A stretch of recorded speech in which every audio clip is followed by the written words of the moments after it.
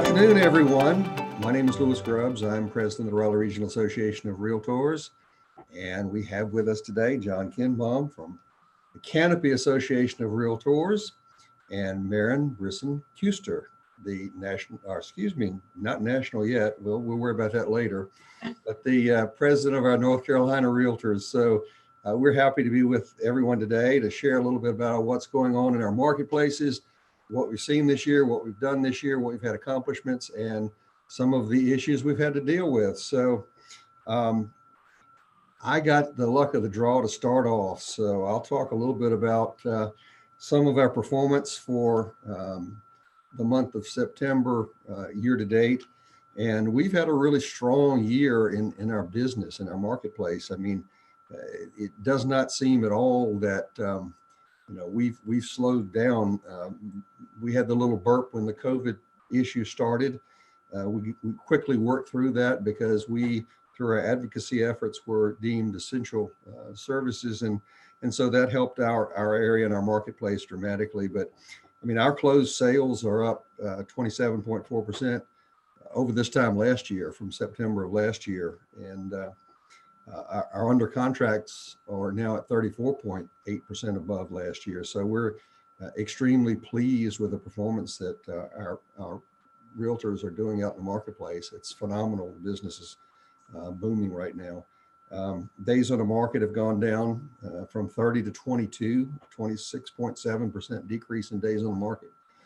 The one issue that we feel like we are still encountering, and my guess is when I throw this to John, he's going to say the same thing, is a lack of inventory, especially in opening price point homes for first-time home buyers.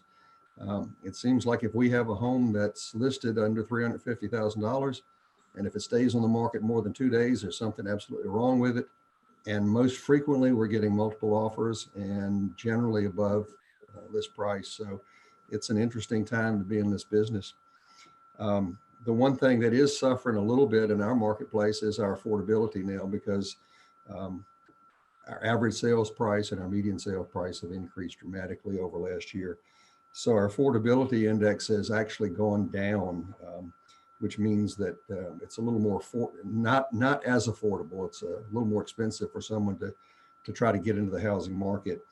And our average sales price went from 311, 187 last year to 344, 690, a 10.8% increase in average sale price this year over last year. And our median sales price is now $299,900. That's a jump of 7.4% over last year. And showings just do not slow down. So we're looking at, for the month of ending September, 81,452 showings, which is a 22.3% increase over last year. So we are absolutely kicking it here. And in large part, I think we get a lot of really nice advertising from other parts of the country where we're announced and appointed as being one of the places to move for business industry, business savvy, tech savvy, education. I mean, it's just so many things to offer in our Triangle market. And I know we share that with you guys. So John, I'm going to throw it your way. And it's like, each and every day we see articles encouraging people to come here. So tell me what's happening in Charlotte.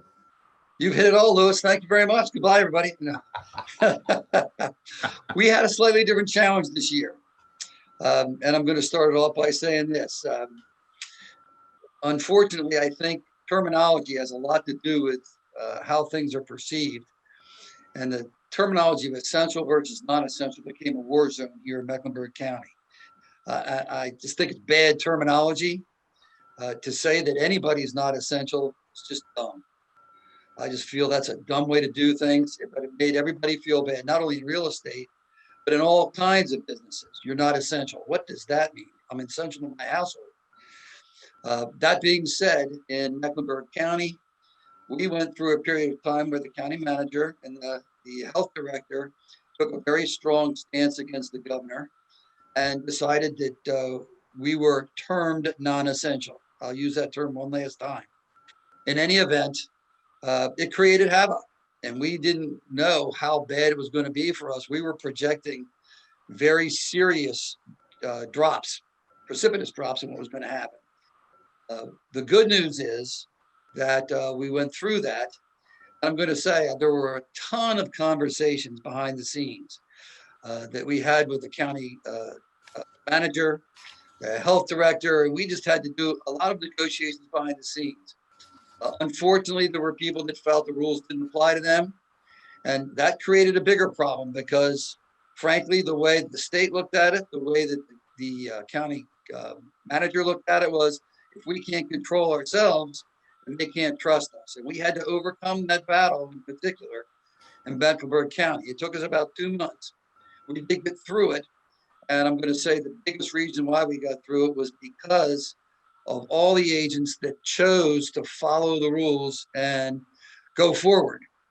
And the outcome of that is that now, fast forward, although we were down 20-some% at the very beginning, year to date, we're ahead in every category. We're ahead now over 2019. Our September, matching what Lewis said, August and September were absolutely blown out of the water. And one of the things that I've been concerned about here in Mecklenburg County is with the media, a lot of them have said, have looked for the outrageous story. We were up 28% in sales, in pending sales in August, and the headline was housing takes a hit, which is backwards. We have talked a lot about that. We are very fortunate, along with Raleigh, in the Charlotte region, Mecklenburg County, we have this great place. We're a go-to city. We're a go-to. And everybody in the country is talking about Raleigh and Charlotte and how much we bring to the table, what a great environment it is, and the work environment, and all the things that go along with it. So from that kind of a standpoint, our realtors, we have all done very well by it. Who would have thought at this time of year, when we looked at March and April, that we'd be ahead overall over 2019, and at this point hasn't shown any signs of slowing down. Still, you put a house in the market that's in good condition, it's got so many offers. The question is, how do you do it right without offending somebody, and all the things that go along with multiple offer challenges that we never saw before to this level.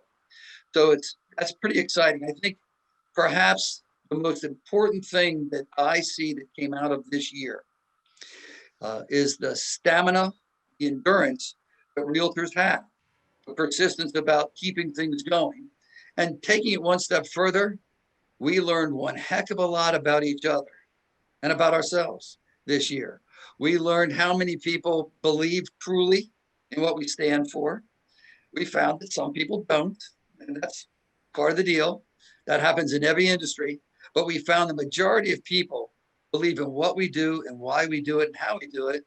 And frankly, the real estate industry is leading this economy as we go through things. We're the ones that are making this happen. And I think people should be very proud of that. And what we've learned about how to deal with each other under stressful times has been spectacular. I mean, let's face it, we wouldn't be anywhere near where we are virtually had we not been thrust into this scenario. Instead, what we did of taking a bad situation and making it much better by learning new things on how to do business. So it's been pretty exciting. It's a pretty good, it's been a fun journey. Yeah, I would also add 2 words to what you just said: innovation and creativity, or 3 words, and resilience amongst our members, because all 3 of those words are very applicable. And one of the things we also learned, I think, is that we don't have to be present to do things. I mean, we're here right now, and if there is any light at the end of this tunnel thus far with regard to COVID, we've learned that we can conduct all kinds of different things via Zoom and actually have pretty good participation, better than person to person in some cases. But we're very proud of our membership and how they've handled themselves, and advocacy as well. We'll touch on that a little bit later. Lewis, can I add something? Sure. One of the real highlights for me personally this year has been that because we had to go virtual, because all of the state had to go virtual, the relationships between the different associations across the state, things like this today, have grown tremendously. And every one of us benefits from that opportunity. We have in the Canopy MLS, I forget how many associations it's now put together. But frankly, we never would have had the communication we've had this year had it not been the fact that we were thrust into a virtual scenario. Just talking with Lewis and having this opportunity with Marin and Lewis to just talk about what's going on. What a tremendous opportunity for all of us. And we all win. This is a win the whole way across for every one of our members.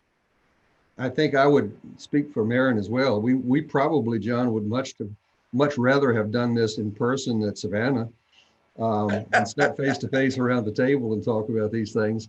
But here we are, and you're right, we're having this conversation, and that's what's important. I think we have learned a lot about our industry. We've learned a lot about each other, and you're absolutely right. And the bonds that we've built over the last several years have been phenomenal. And we've gotten to know each other a whole lot better, both from a business perspective and a personal perspective. And I'm very appreciative of that on a number of fronts. So Marin, fill us in a little bit about overall in the state. How are things going from a business perspective? Well, you sort of touched on everything and then some that we're seeing at the state level. I mean, as everyone can imagine, no one could have anticipated 2020 being the dumpster fire that it became. But as I go around the state virtually talking about it, I also flip the different side of that coin. I view it as the phoenix, right, that rises out of the ashes. I think 2020 has presented a unique opportunity for humanity, for our country, for our industry, for each of us as an individual within our own lives and our own worlds to evolve and just change. So I think that's really what 2020's brought. It's brought change, right? Our sense of stability we've always had in our associations, in our communities, in our children's lives, in the way we function, the way we eat, right? The way we do everything was shaken up this year. And at first it felt like we were in the middle of a snow globe, but it's now very different. So when we started dealing with the pandemic, it was all hands on deck from the state perspective, right? We had to fight at the state and to stay to the cursed word essential because it mattered, right? And then we had to help 20 plus counties fight their fight. And yes, John's right. Mecklenburg had the toughest. It happens to me where I live and reside and work as well. So it was an interesting time to see our mechanisms actually at work and a phenomenal display, right, of every level of dedication, perseverance, and downright care that our associations all took, that staff took, and that your leadership took. It was a unique experience, one that I'm grateful to have had because we've had leadership as we have this year. And in fact, your two cities, right, drive the economy in a large part of the state right now and will continue to. However, they've also been the communities that have seen what? More social unrest, right, than across much of the state. And in fact, seen more rhetoric on every front right now in the political arena as well. So I think it's just been a unique year for you two to lead your organizations and to have done a phenomenal job. That's just somewhat of a given due to your character. But I think it's also important to point out that the state organization is only as strong as the local leadership and who's really hoisting it up. It's a whole system. And then NAR is the same way as you go up. And so I think that it's really been a time to shine and display what your servant leadership is doing for you as a member and in the community. We build communities. And that is something that externally, right, has happened. And we are the only sector right now holding up the economy. John's dead right on that. We are the sector. And that doesn't mean we're not going to feel pain. We are. There's no way there won't be some sort of rubber band snap on us in 21, probably in some capacity. But we have no inventory. Prices are going up. We're running out of things to sell. We need new construction starts across the state. We're seeing booming second home marketplaces becoming primary home marketplaces. What does that mean? I was talking to the mountains earlier today. And they are a perfect example of a secondary market that is turning into a rapidly changing landscape as a primary residence, because you have people who are now working from home virtually for forever, and they are moving to their forever home, their retirement home, as their primary. So I think you're just going to see it evolve and change around the state too. And your larger urban areas are swallowing the more rural areas around you. And that's actually a great thing, because it promotes infrastructure and job growth and household starts and commercial and you name it, right? That all is growing. And it's really coming from the two bullseyes in the state right now. So I think that's, quite unique in and of itself and in a big year. I mean, that's really how we've been dealing with it. We have members all across the state that are being affected, just like in the local areas. I mean, yes, we had a huge situation on our hands where we had realtors across the state all of a sudden not being able to make income. That was a real thing. That was a real battle. Y'all fought it and won it in your local areas as well. So that is a big deal. But what we're actually seeing now are our property managers really being impacted, right? Our investors, our commercial brokers. We're seeing pain in different sectors of our industry right now that we in residential, because I serve residential, we're not feeling. So I think that's something that's ongoing that we're going to be dealing with as we carry on into 21, supporting that group. Yeah, and let's pray that we don't see an overabundance of foreclosures in the future as a result of the forbearance procedures that have taken place. But yeah, to your point regarding what had happened in Mecklenburg County, we shared that with you up here in Durham and in Guilford counties, as we're all a part of that. Our firm has offices in the Triad, and so we had to, as best we could, help out with regard to our advocacy ventures when asked to help the other municipal areas to fight the fight. And fortunately, we were able to gain some ground in some cases. So we've got a couple of questions, I think, in the box here. And so, John, the first one I'll throw to you. It says sales in the Charlotte region have been up over 20% for 5 straight months, but closed sales have not kept pace. What factors are leading to pending sales not closing, and will MLS start tracking this statistic? Well, there are a couple pieces to it that you got to think about. First of all, we're running around 8% growth each month. So it's not like 20% and zero. There's a difference. There's, frankly, with due diligence periods the way they are, with prices the way they are, with the appraisal issues that we have, that's another one of the questions here. Yeah, we're getting hammered. And there are more fall throughs now than there have been in the past. I don't know that there's 15% worth of fall throughs, but there are far more fall throughs now than there were before. That's one thing that I think has to be looked at very hard. People go in and on a $300,000 house, they're making an offer of $320,000. The house comes back and appraises at $295,000. We have a problem. And that has been a challenge throughout, I think, everywhere, because we are having the same, I'm going to say, appreciation values going on that you're having in Raleigh. We're not quite as high as you as a medium sales price. We're at median sales price. We're at around 280, just a hair under 280 as a median. But that's creating challenges in terms of the appraisals because it's growing so fast. And we're having trouble. We actually had somebody today talk about a property in part of our MLS where they said they've gone to 28 appraisers who have said, nope, don't want to touch it. I don't know how to answer that question. So that's one of our issues that we have.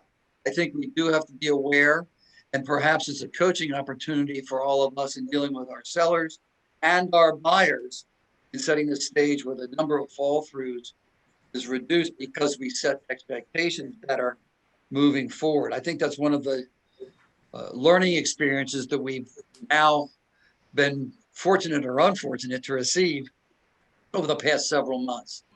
I also think that you're going to see in November and December, it'll be interesting to find out what the final numbers are, but in November and December, you're going to see some of that growth occurring because that's when the closings show up a couple of months later. So I think we're going to see that comparison of last year to this year much stronger in the next 2 months than we have seen.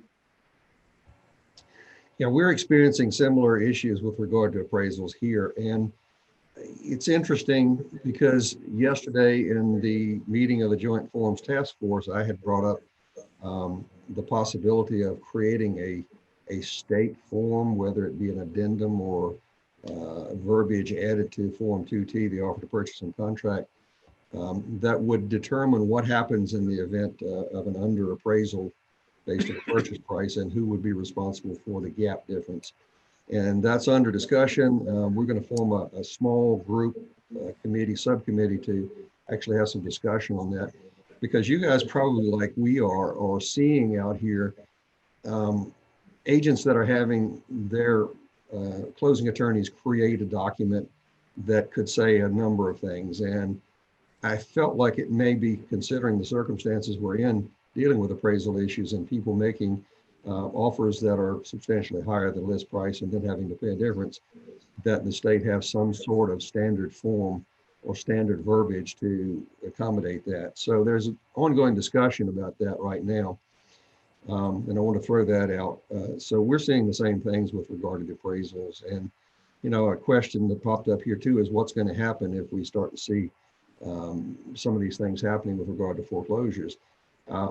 It's hard to determine what's going to happen with regard to values. My instinct is going to tell me we're going to see some depreciation, where we've been seeing very nice appreciation over the last year, more than a year actually. And it's hard to determine. Let's just hope and pray that we don't have an abundance of things that happen that would lead us to a 2007, 2008 type of event.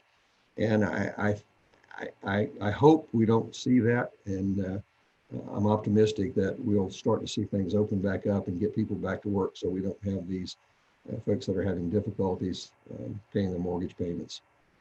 Well, and Lewis, I'll add on that point. I don't think we'll see that. Of course, I don't have a crystal ball, but I'm not Chicken Little either. So I'll tell you, I don't think we'll see that, because the big difference right now between then and now is lack of inventory. So really, if we start an influx of properties that are coming out of forbearance into foreclosure period, we're not going to see it in the first, second, even third quarter of 21, because of how they're extending out the forbearance periods. And depending on foreclosure laws in different states, I just don't see that happening until the end of 21. And that actually may help our inventory shortage in an odd, crazy way. So I think it will bring our values, maybe level them a little bit, where we don't see skyrocketing double-digit appreciations month over month. Who knows? Just my conjecture for what it's worth. Well, let's continue to hope and pray that COVID goes away and we can start opening the economy back up and people can get back to work. I think there's a tremendous appetite that people want to get out of their house and go back to work. And hopefully we'll be able to do that soon. So let's talk a little bit about some of the accomplishments we've had this year. John, you want to share a little bit about what things have happened in Charlotte as a result of being closed down for a while? Some of the things you guys have been able to accomplish. Well, I think probably the biggest thing, in my opinion, the biggest thing that's happened is that because everything was face-to-face sit down, the educational process was locked in, and we were not prepared to do anything about that. And all of a sudden, the schools are shut down. You can't get CE. You can't do anything. And probably from that standpoint, our real estate school and the whole thing that Karen and Lindsay put together just shined through, if you will. They got a school up and running virtually. They got CE done. They got online orientation, which we have been talking about for years.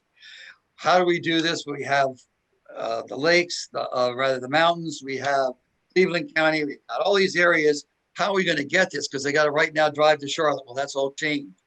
It got forced onto us by the pandemic, if you will, but to the school and the leaders' credit, down at the staff, they got it done.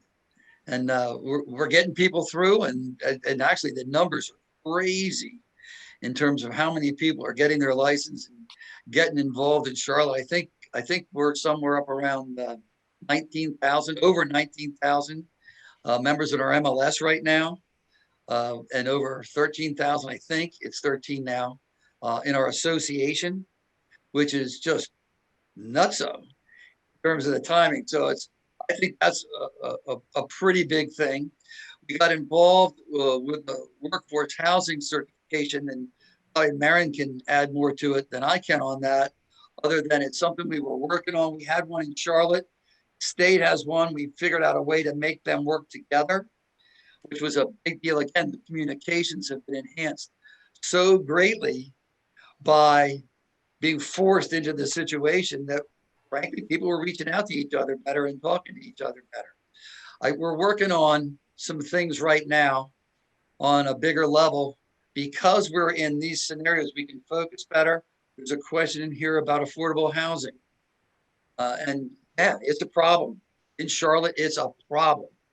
And in Mecklenburg County, I should say. And one of the things that's happening is that I think it's this Friday, or I think it's this Friday, UNC is putting on a housing summit. And we got Dr. Chu talking about those things and what can we do about it. We're having more communication and sharing more ideas with people about how to deal with this affordable housing thing. It's a problem everywhere, not just in Charlotte, and I'm sure not just in Raleigh, but everywhere. So things are happening faster because of this pandemic, in my opinion. We are also, and we're going to get to it shortly, we're going to talk a little bit about the social unrest and things that are happening along those lines. And what it afforded us is the opportunity to have more conversation because we weren't bogged down with other things. And I think that's a big deal. The other thing that I thought was very important this year, again, is whether we like it or not in Charlotte. I don't know if I'm crossing a line here, but whether we like it or not in Charlotte, we had a reputation in the state. We were not the most loved folks. I think I heard once the great state of Charlotte. That's changing, and it's changing because we have more opportunity to communicate and share ideas, have events like this. That's a big deal. Today, the results of that won't show up as much. 2-3 years from now, when we're all talking and getting things done and continuing this growth, we will all be that much further ahead than we would be had we not been put in this position, this opportunity. What do you think about that, Louis? Well, I totally agree with you. It's opened a lot of doors. And, you know, when you said we weren't prepared, we were somewhat more prepared because we started out last fall in our strategic planning, thinking about some of the things that actually we were forced into doing this year by some of the events that have taken place from the beginning of the year. You mentioned the social unrest issue, and your city and our city both, as Marion had alluded to earlier, we dealt with that heavily from a marching standpoint, from some of the destruction standpoint that took place.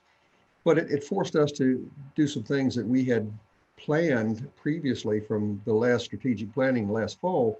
Moving forward, one of the topics was how can we increase our footprint with regard to diversity and inclusion within our organization.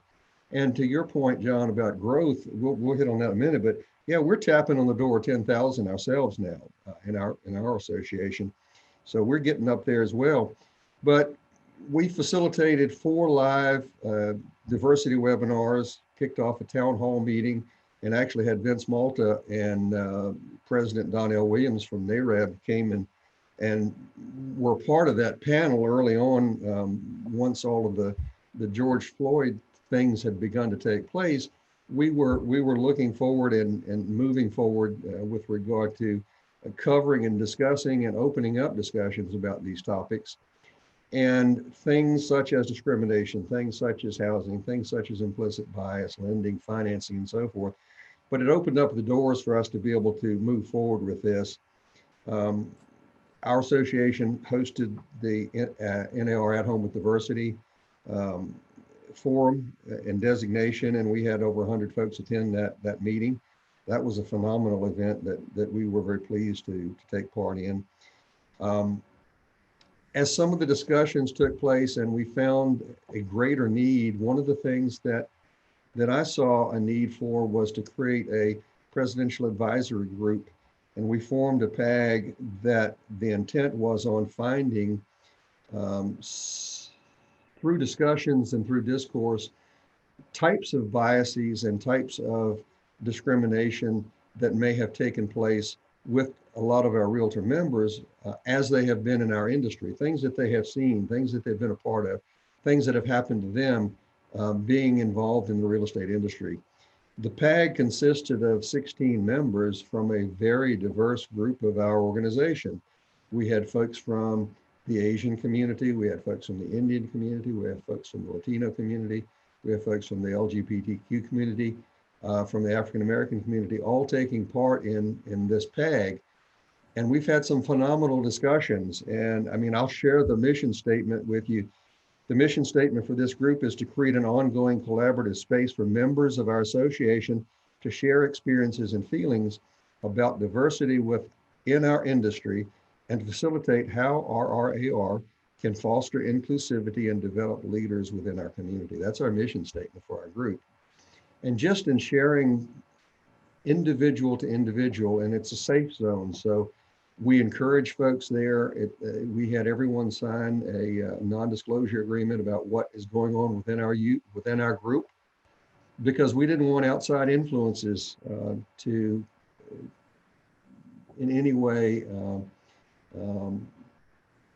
discolor or characterize the nature of the discussions we were having from the group. We wanted it to be a pure, unadulterated, open discussion where people were respected, their conversations were respected. It was a no judgment zone. And we learned a lot about cultures of other cultures and some of the norms that we experience dealing with real estate issues based on other cultural experiences that people are bringing into the country.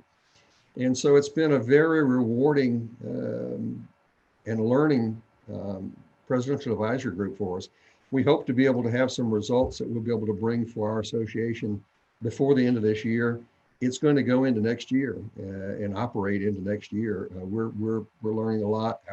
Our chair for this PAG is Wendell Bullard, and I couldn't have asked for a better person to jump in that role, and he's doing a phenomenal job.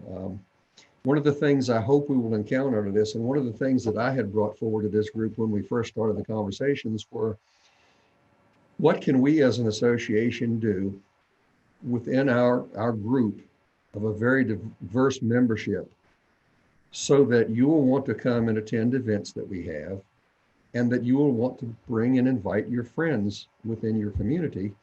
And my goal out of this is to have a social event or a membership drive or a CE class or any type of educational event, and have more people there that don't look just like me. And that's one of the goals of our groups, is to come up with ideas that can be used to help expand into the very diverse groups within our membership and bring together that unity. Because if we can particularly do it over say, for example, a food event. Now, think of what happens around a table. And that's what we centered our discussion on, is having a seat at the table. And so we're making some tremendous progress with that. And I could not, again, have asked for some better partners than Andrew Sims, our CEO, Casey Angel on our staff is just, and Wendell Bullard, what a great guy as far as pulling this together and taking the leadership role there. So that diversity and inclusion piece, we've really done a whole lot on this year, and we're continuing to do. And that was part of our strategic plan from last year, was to be able to grow our diversity committee and to make it something that was of greater value to our membership. And I think we're doing that. We're learning a lot from each other as we're continuing to have these discussions. Education wise, to your point, we've, had 16 new agent orientation classes this year, over 1,000 new members. We've had 22 CE classes with over 1,500 attendees. 78 people were in attendance for our National Ethics Day. We launched what we call our Power Hour webinar series. We've had 7 classes today, and over 400 people have attended. And these are webinars of people in the industry that would bring some type of educational moment to the group. We call it a Power Hour, how people can improve their business, how people can grow their sphere, how people can network better. I mean, there's a number of different topics that we put forward on that.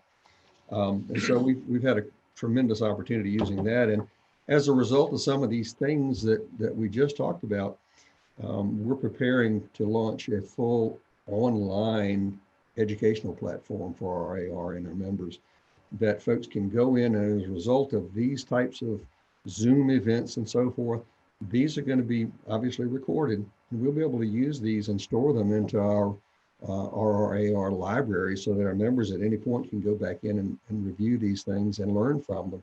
So it's a tremendous, great opportunity that we've had. And yeah, it's been kind of a downside to the year and things that we had planned and wanted to do. But on the obverse of that, it's been probably a blessing in disguise at a lot of the things we've been able to do. Our Leadership Academy graduated 20 students again last year. And I'm going to stop for a minute and I'm going to give a plug to our staff, because we could not have done it without the exceptional work of our staff. Once this thing took place, we immediately, again, through Andrew's leadership at our association, put together a contingency plan on how we can continue to conduct business. Our staff has not missed a beat.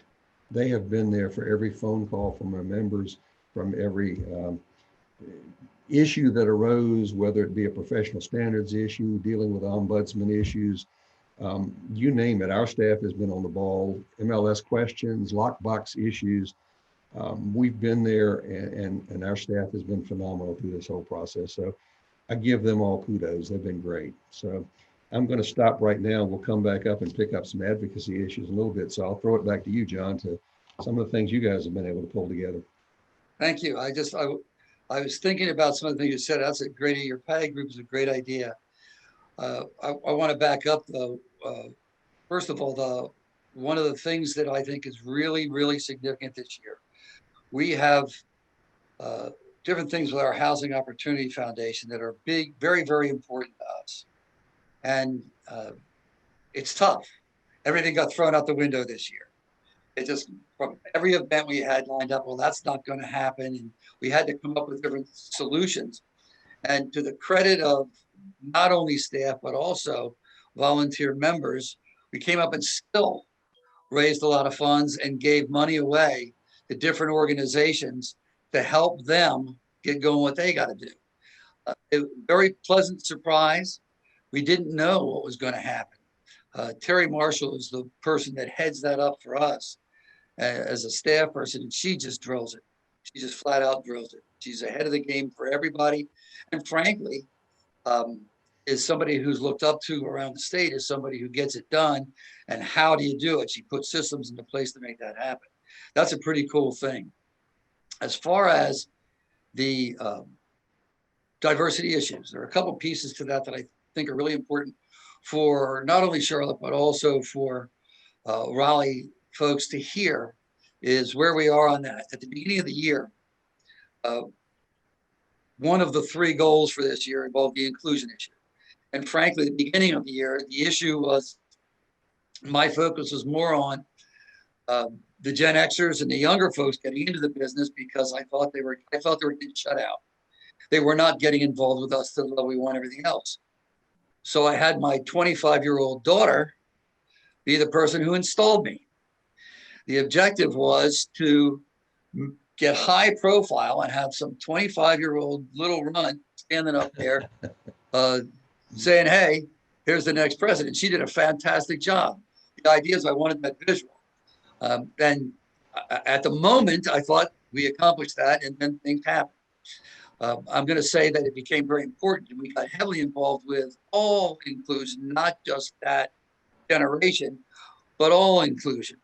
A very good friend of mine from many years ago talked about diversity. He said, John, it's not about diversity. That's wrong. His name's Roger Perrin. He said, it's not diversity, it's about inclusion, bud. Just give me a chance. Let me be included and let me see for myself what I can do. It's not just diversity. And that sticks with me to this day. It probably will stick with me the rest of my life. As we talk about different things we're doing, just a little thing that I don't know what the right answer is. I hear both sides of it, but I think we all have on our contracts this little box you check about whether or not the consumer is getting down payment assistance. And do you have to fill that in or not? Well, that became a very big issue. We have a diversity council and have a diversity and inclusion council at our association. And those folks got together, and I had the good fortune to sit in that meeting and just observe the passion and the excitement that day. And they were just all over it. And out of it came an attempt to take it to the state level and say, hey, we got to take another look at this. There are unintended consequences of just having that little box checked. I know there are two sides to it, but the important part is the discussions on the table. And the big thing that I see happening with all of the diversity groups that we're now working with is that they're in the room now. They are in the room. They're part of the discussion. Perhaps they were not as involved in the room for whatever reasons before. They're now in the room, they're engaged, and they're making a difference. So I think that's of all the things that we do this year, that probably is going to end up being the most significant thing of all. You mentioned some of the groups, you mentioned Donnell, which if for folks out there, if you haven't heard Donnell Williams, you got to hear this guy. He can get it done. He just blew me away. We had Shiva come in and talk about the state of housing in the Black community. Then we had Norena Limon come in and talk about the state of housing in the Latino community. We've had several different task force developed. We've had several different realtor hot topics talking about diversity and what we can do. I don't think we are where we want to be. I think we all can say that. We have to keep working on it and getting better. But what I see happening now, we had a gentleman, and I have to read this. It was probably the most influential meeting I've been in this year, just sitting and listening. It was called No Justice, No Peace. No is spelled K-N-O-W. No Justice, No Peace. History of housing, education, policing in Charlotte. Dr. Willie and Griffin from the Levine Center came in and talked to us about it. It was a very balanced production about what really has happened in Charlotte and how we got to where we are. It was just tremendous. It was an eye-opener. I think everybody that was watching it just walked away going, oh, we have work to do. And as realtors, we can be the leaders in that work. We have to be the leaders in that work. It is, if we can't think of anything else other than selfishly, for our industry to continue to be successful, we have to be able to lead the way in this because we have the opportunity to influence people. That includes people in the legislature who are looking for guidance. They don't know what to do either. The affordable housing issue, frankly, it is disparate in the number of people it impacts and in the different sections of our community. And that's got to be addressed. So I think as we look at all these things, we're working on them, but we're nowhere near where we got to be. And I think it's the neat part about it is next year, David Kennedy's on this. David, it's your baby. We're working on what we can do next, what's important next. And I know part of his vision for next year involves very much the affordable housing. So for folks that are interested in making a difference there, they're going to have the opportunity with David taking it forward to do that. I wanted to share those things with you. And I want to echo something else you said, Lewis. I know we have a time limit on this, but I'm going to say this. We are a system of volunteers, but the volunteers are led by our staff.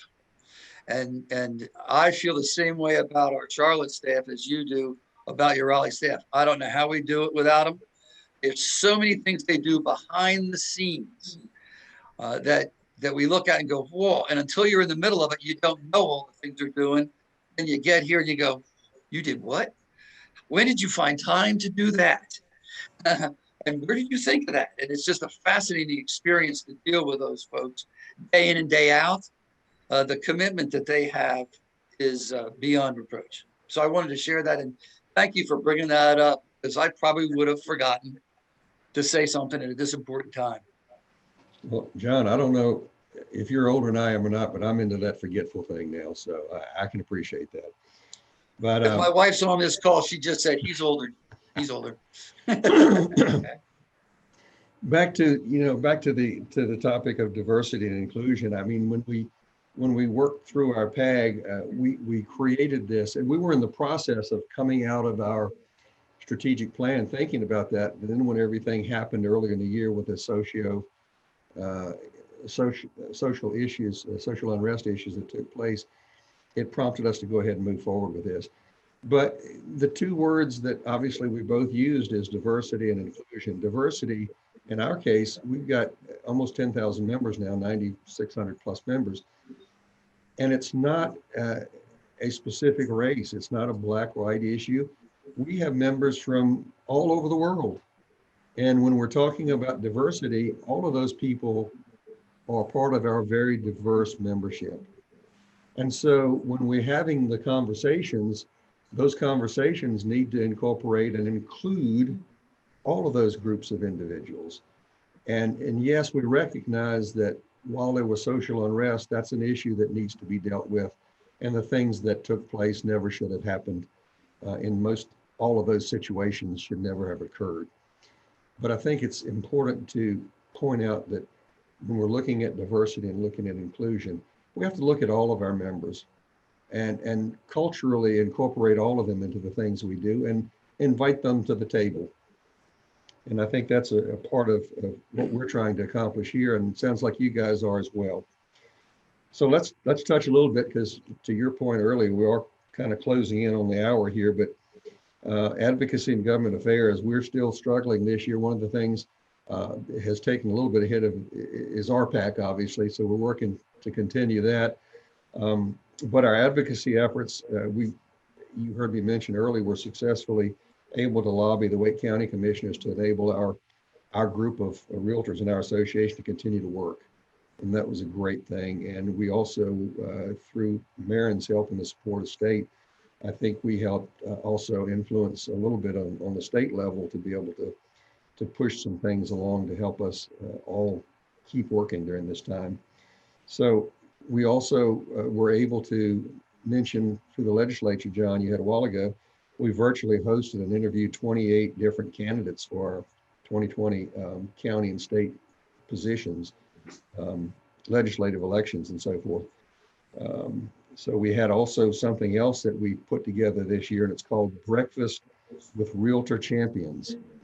And so all of those folks that we supported through the legislature and Wake County and so forth on our local level, we brought them in, and we have generally about a half hour, and we'll bring them in and we'll do what's called this Breakfast with Realtor Champions. We introduce them and we ask them a couple of questions and have them just share a little bit about what our industry means to them and why they have been such a staunch champion of realtors in our area and our industry.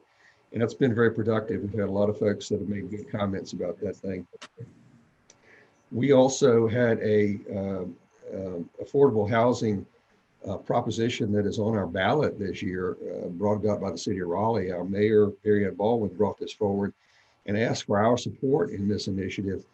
And through our association, through the state association and the national association, we've brought to bear $50,000 toward the promotion of this bond issue for affordable housing this year. It's an $80 million bond issue that'll be, is actually on the ballot now for next Tuesday. And we're hoping that as a result of this, we'll see some really good movement and how this money is being divvied up and used so that we can impact and affect housing affordability in our area and be able to, particularly workforce housing. They're two different topics, obviously, housing affordability and workforce housing. And sometimes they mesh and sometimes they're separate. But particularly folks that need to own a home and preferably close to the area they work in. Those folks who are working in the emergency services, first responder issues, teachers, nurses, medical professionals that are just getting started in the business, as well as those who are economically challenged. I mean, there are two sides to that coin, and hopefully this bond will be able to blend in some respect those two pieces together and find some results and some answers to help those folks. So we worked really hard and really closely with those folks at the city level to be able to put that together. We hosted NC Secretary of State Elaine Marshall, one of our government affairs committee's meetings. That was a tremendous success, well represented there.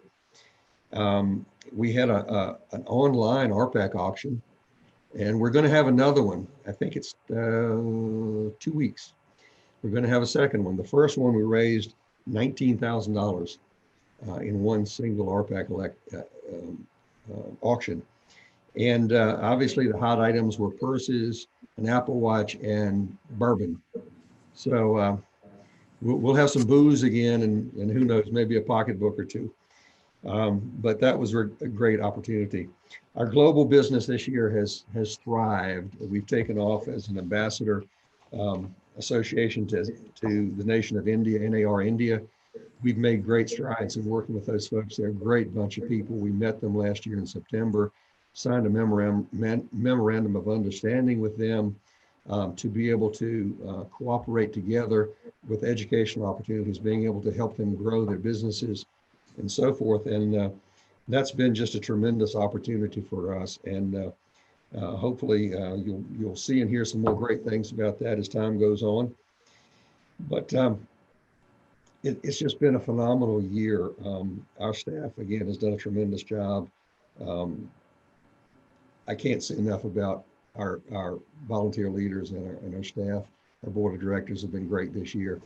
And our members have just been understanding and been phenomenal, and really at every opportunity have stepped up to what lay in front of them, and in all cases, in most all cases, have shown tremendous success and growth. So I can't say enough about that. So, Louis, if I could just, you hit on something, I think it's important to bring it up right now.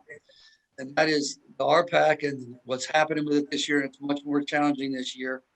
And I think it's important for everybody to think about this. There's a misunderstanding overall about what RPAC's all about. One of the things I heard as I was talking to different people was, well, I don't like that guy. I want to pick my own guy. And I don't even know what the associations are going to do. I don't know. I get it. But there's power in numbers. And it's very important that we look at this right now. If we didn't learn anything this year, it's the value that the people that support us, the people that are in the room supporting us, what they bring to the table. Absent them, we don't have a voice. Absent that voice, we are stuck. And then we have to live with the outcome, whatever that is. And we don't have the right to complain anymore if we didn't participate. I am challenging everybody on this call in all regions to get involved with RPAC. You've got to make that. It's not a donation. It is not a donation.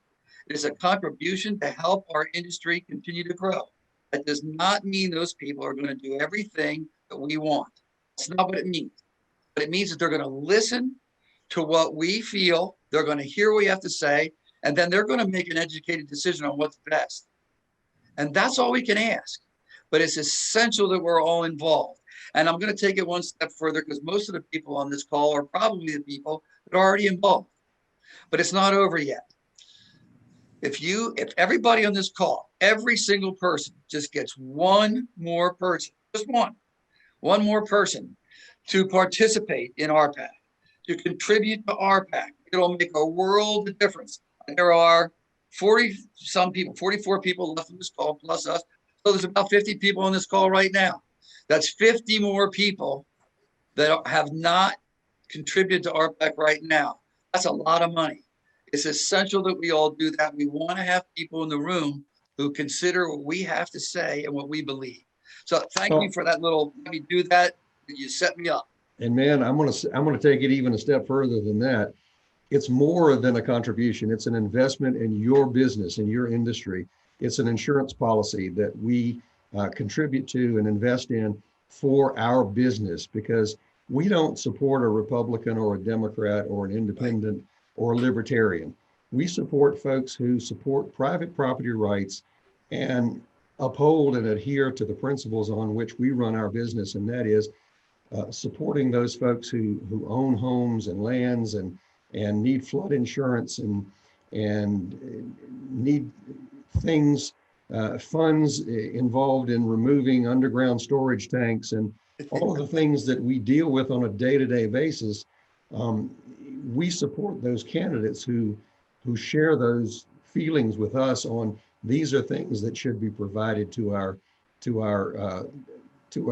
constituency, if you will, because they're our constituents, just like they're the legislators' constituents. And you know, the state only asks for participation of $15 per person. That's a couple of cups of coffee at Starbucks. Hello, folks. You know, and I don't do Starbucks. I like Dunkin'. It's a lot better coffee. But be that as it may, I go a step further. I'll say, you know, make a minimum of $25 and see what happens. Get involved. When you get involved, you learn what that $25 does. Right. Some of you guys on this call know Harriet Doggett. Harriet's been around forever. I used to work with Harriet. I love her to death. Took Harriet 3 years when I got into this business, convinced me to invest $25 in RPAC a year. 3 years it took her. And I have stepped up from over the years to a Sterling and now a Crystal. And people are rumbling for me to go to Golden. That's a big step. I don't know about that. But it's an investment in the industry. And when we're talking about Realtor Champions, these are the folks, regardless of what flag they fly, whether it's a donkey or an elephant, it doesn't matter. They support our folks, our industry, our clients, and the rights that they have as homeowners. So thanks. Thank you for setting this up, Louis. This is fantastic. Well, Maren, we've got a couple of minutes left. You want to share some words of wisdom? Oh, I don't know about words of wisdom. You boys imparted more